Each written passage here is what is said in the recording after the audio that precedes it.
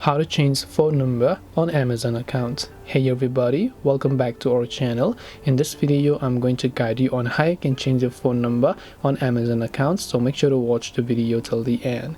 In order to change your phone number on Amazon account, all you have to do is launch the Amazon app and make sure that you're signed into your account. Then just tap on this little profile like icon from here, as you would be able to find it.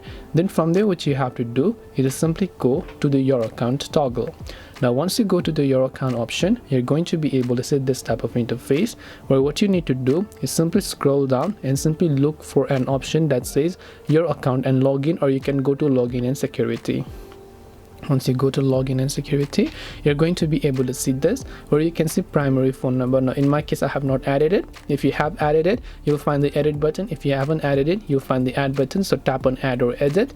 Just enter the new phone number first, and so make sure to select your country code, enter the mobile number, tap on continue. It will send a verification code to your mobile number, and once you verify the code on the SMS, your number will get successfully changed. This way you should be able to change your phone number on Amazon account. Hope this video was very helpful. If you have got any more questions, feel free to also leave them down below. Thank you for watching till the very end, and see you soon in the next video.